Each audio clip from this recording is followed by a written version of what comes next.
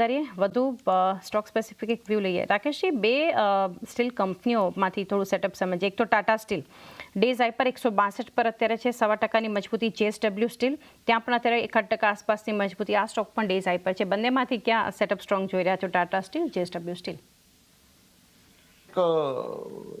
Bearish ફેઝમાંથી બહાર આવી ગયો છે અને હવે મને એ લાગે છે કે એની અપવર્ડ જર્ની કન્ટિન્યુ કરશે.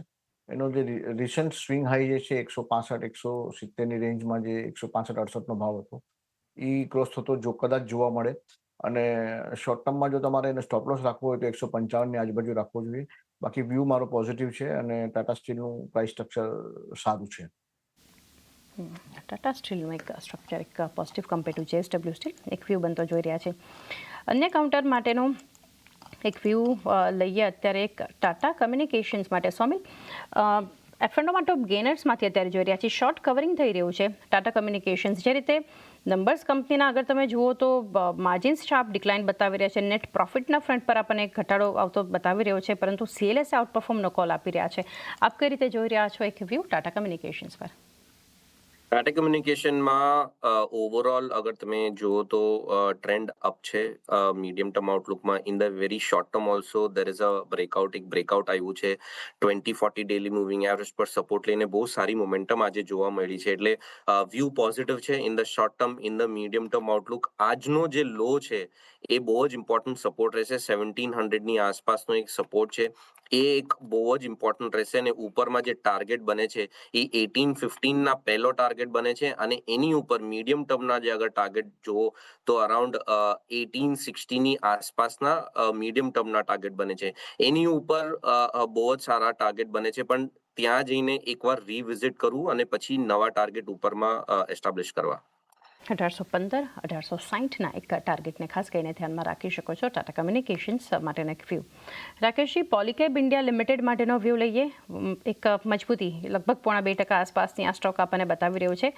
પોલીકેબ માટે એક નજર આપણે જે રાખી રહ્યા છે અહીંયા ખાસ કરીને એક પરિણામને લીધે તો છે જ, ઘણા સારા નંબર્સ છે, બ્રોકરેજીસ તરફથી પણ અપગ્રેડ મળી રહ્યું છે આ કાઉન્ટરને. આપ કઈ રીતે સલાહ આપશો પોલીકેબ પર? પોલીકેબ એક ક્લિયર અપટ્રેન્ડમાં છે અને એમાં જો તમારું ઓલરેડી બાય હોય તો હોલ્ડ કરવું અને બાય ન હોય તો થોડું ઘણું તમે એમાં એડ કરી શકો છો ઘટાડામાં. જે રિસન્ટ સ્વિંગ લો છે હમણાં જે માર્યો છે લગભગ 6600ની આજુબાજુ, એના સ્ટોપ લોસથી તમે ઊભા રહી શકો છો. મને લાગે છે કે આ ધીરે ધીરે ઓલ ટાઈમ હાઈ તરફ જઈ રહ્યું છે. ઓલ ટાઈમ હાઈ એનો લગભગ 7650ની આજુબાજુ છે. મને લાગે છે કે એ ધીરે ધીરે 7600 તરફ જઈ રહ્યું છે. તો એક વ્યૂ 7600 તરફ આગળ વધી રહ્યું છે કાઉન્ટર પોલીકેબ, એક view positive. Ruchit, HDFC AMC market અવર્સમાં ગઈકાલે જ પરિણામ જોયા ત્યારબાદ જે આપણને એક મજબૂતી આ કાઉન્ટરમાં જોવા મળી છે. ઇનફેક્ટ આજે પણ 52 વીક્સ હાઈ પર પહોંચ્યું HDFC AMC. Multiple brokerage reports પણ આવી રહ્યા છે સ્ટોક પર. અત્યારે પણ 2%ની ખરીદારી આપણને બતાવી રહ્યું છે HDFC AMC અને ફ્યુચર એક્શન જોઈએ તો લોંગ સાઇડ પર બિલ્ટઅપ થઈ રહ્યું છે. આપનો વ્યૂ રુચિત? એક ક્લિયર આઉટ પરફોર્મિંગ સ્ટોક રહ્યું છે. લાસ્ટ 20 દિવસમાં પણ જ્યારે બ્રોડર માર્કેટ્સ આપણને કન્સોલિડેશન કે કરેક્ટિવ ફેઝમાં રહ્યું છે, આ સ્ટોક કન્ટિન્યુઅસ એના હાઈ ટોપ હાઈ બોટમના સ્ટ્રક્ચર બનાવી રહ્યું છે. અને અત્યારે પણ જે વોલ્યુમ્સ તમે જોશો ગઈકાલે જે નંબર્સ પછી પણ ફોલોઅપ મૂવ ઘણું સ્ટ્રોંગ રહ્યું છે. તો કોઈ પોઝિશન જોઈએ તો હોલ્ડ કરવાની સલાહ રહેશે અને ટ્રેન્ડને રાઇડ કરવાની સલાહ છે. અને કોઈ ફ્રેશ બાઇંગ કરવી હોય તો આઈ થિંક બાય ઓન ડિપની રણનીતિ રાખવી જોઈએ. કોઈ નાના મોટા કરેક્શન્સ પણ જો અગર નિયર ફ્યુચરમાં મળે તો એ સારી ઓપોર્ચ્યુનિટી તરીકે લેવું જોઈએ સ્ટોકમાં ખરીદારી કરવા માટે. બાય ડિપ્સનો એક અપ્રોચ પણ તમે ખાસ કરીને રાખી શકો છો. એક વ્યૂ HDFC AMCના કાઉન્ટર પર બનતું જોઈ રહ્યા છે. અન્ય counter Somil, wire and cable સ્પેસમાંથી વધુ એક સ્ટોક બઝિંગ છે KEI ઇન્ડસ્ટ્રીઝ. અહીંયા પણ લોંગ સાઇડ પર બિલ્ટઅપ થઈ રહ્યું છે. KEI ઇન્ડસ્ટ્રીઝમાં જે આપણને એક મજબૂતી જોવા મળી રહી છે. ઇનફેક્ટ આ સપ્તાહ જુઓ સોમિલ, 7-8%ના પોઝિટિવ રિટર્ન્સ છે. આ સેગમેન્ટ જ આખું ફોકસમાં હતું, પરંતુ KEI ઇન્ડસ્ટ્રીઝ માટે એક view? KEI ઇન્ડસ્ટ્રીઝે 200 daily moving average પર સપોર્ટ લીધો છે. એક કન્સોલિડેશન છે, કન્સોલિડેશન ઉપરની તરફ તૂટ્યું છે. એટલે great setup for the stock. મને લાગે છે કે અહીંયા પણ એન્ટ્રી કરાય. 3855 આ એક સપોર્ટ ઝોન છે. એક સ્ટોપ લોસની રીતે રાખવું અને 3855નો સ્ટોપ લોસ અને ઉપરમાં જે શોર્ટ ટર્મના ટાર્ગેટ છે એ અરાઉન્ડ 4120ના છે. આ ટાર્ગેટ શોર્ટ ટર્મ 3855 એક સપોર્ટને સ્ટોપ લોસ તરીકે તમે ખાસ કરીને ધ્યાનમાં રાખી શકો છો. KEI ઇન્ડસ્ટ્રીઝ આજે ફરી બઝિંગ. ત્યારબાદના સ્ટોક માટેનો એક વ્યૂ લઈએ. રાકેશજી, પાવરગ્રીડ જુઓ અત્યારે તો 1.25% ઉપર છે, 300ના ડેઝ હાઈ પર પહોંચ્યું સ્ટોક પાવરગ્રીડ. કઈ રીતે આ વ્યૂ આપશો અહીંયા? પાવરગ્રીડ ઓવરઓલ મને એવું લાગે છે કે એમાં કોન્સોલિડેશન ફેઝમાં છે, એટલે એમાં વધારે પ્રાઇસ એક્શન કંઈ જોવા મળે એવું લાગતું નથી ફિલહાલ તો. એટલે થોડું વેઇટ કરવું જોઈએ કે એનું કોઈ પ્રાઇસ વોલ્યુમ એક્શન બ્રેકઆઉટ થાય, લગભગ 305 310ની ઉપર જો નીકળે તો એમાં એક પોઝિટિવ મોમેન્ટમ બનશે. અત્યારે મને લાગે છે કે એ સાઇડવેઝ કોન્સોલિડેશનમાં છે અને વેઇટ એન્ડ વોચ કરવું જોઈએ કાઉન્ટરને, કારણ કે એ થોડો હજી ટાઈમ પાસ કરી શકે એવું લાગે છે. તો એક વેઇટ એન્ડ વોચનો એક અપ્રોચ અહીંથી પાવરગ્રીડના કાઉન્ટર પર રાખી શકો છો. રાકેશજી, છેલ્લે એક વ્યૂ લઈએ આપની પાસેથી ઓએનજીસી માટે.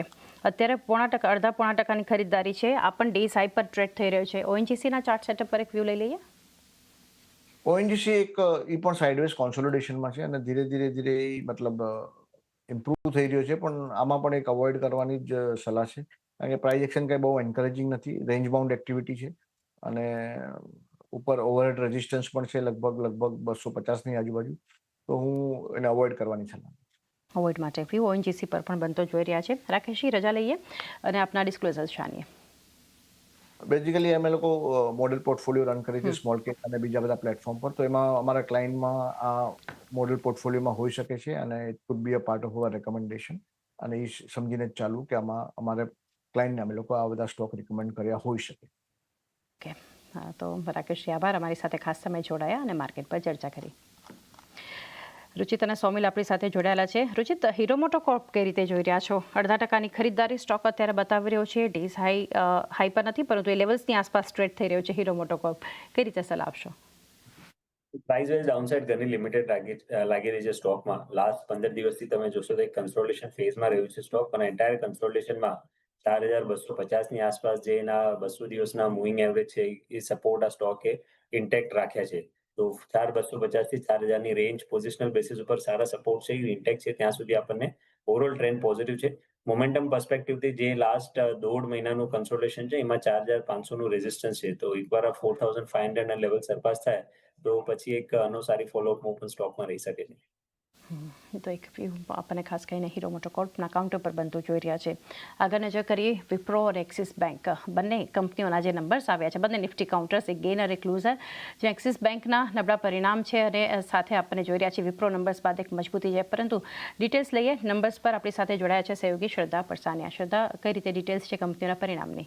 જી, ગુડ મોર્નિંગ. સૌથી પહેલાં વાત કરીએ વિપ્રોની, તો રેવન્યુમાં ઘટાડો જોવા મળ્યો છે 1.6%નો, 22,445 કરોડની સામે 22,080 કરોડ થતા જોવા મળ્યા છે. એબિટામાં પણ 0.7%નો ઘટાડો અહીંયા નોંધાયો છે, 3,927 કરોડની સામે 3,813 કરોડ. એબિટ માર્જિન્સની વાત કરીએ તો લગભગ ફ્લેટ રહેતા જોવા મળ્યા છે, 17.1%ની સામે 17.3%.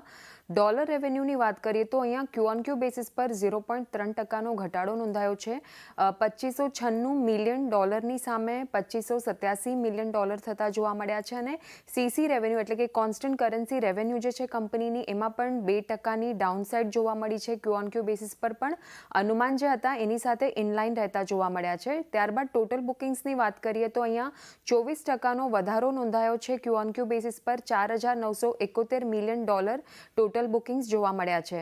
Q2નું ગાઇડન્સ આપવામાં આવ્યું છે કંપની તરફથી. તેઓનું કહેવું છે કે સીસી રેવન્યુ ગ્રોથમાં ની જે રેન્જ છે તે -1%થી લઈને +1%ની વચ્ચે રહી શકે છે. ત્યારબાદ એક્સિસ બેંકની વાત કરીએ તો અહીંયા નેટ પ્રોફિટમાં 3.8%નો ઘટાડો જોવા મળ્યો છે, 6,035 કરોડની સામે 5,806 કરોડ YOY બેસિસ પર. નેટ ઇન્ટરેસ્ટ ઇન્કમમાં 0.8%નો વધારો જોવા મળ્યો છે, 13,448 કરોડની સામે 13,560 કરોડ YOY બેસિસ પર. ગ્રોસ એનપીએની વાત કરીએ તો અહીંયા 14,490 કરોડની સામે 17,765 કરોડ, એટલે અહીંયા વધારો જોવા મળ્યો છે ગ્રોસ એનપીએમાં. અને નેટ એનપીએની વાત કરીએ તો 3,685 કરોડની સામે 5,066 કરોડ. નેટ એનપીએ પણ વધતા જોવા મળ્યા છે. પર્સન્ટેજ ટર્મ્સમાં વાત કરીએ તો અહીંયા 1.28%ની સામે 1.57% થતા જોવા મળ્યા છે ગ્રોસ એનપીએ. નેટ એનપીએ પણ 0.33%ની સામે 0.45%, એટલે વધારો. અને પ્રોવિઝન્સની વાત કરીએ તો 1,300 ₹560 કરોડની સામે 3,948 કરોડ પ્રોવિઝન્સમાં પણ વધારો નોંધાયો છે ક્યુ ઓન ક્યુ બેસિસ પર. અને સ્લીપેજીસની વાત કરીએ તો 4,805 કરોડની સામે 8,200 કરોડ થતા જોવા મળ્યા છે સ્લીપેજીસ.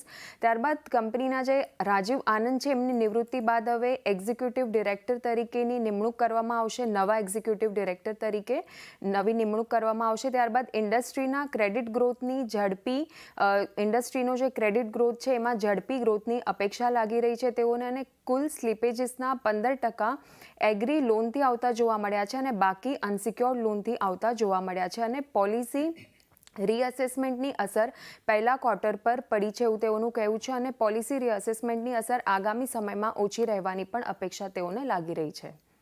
શ્રદ્ધા, આભાર આપનો બંને સ્ટોક્સ પર માહિતી માટે.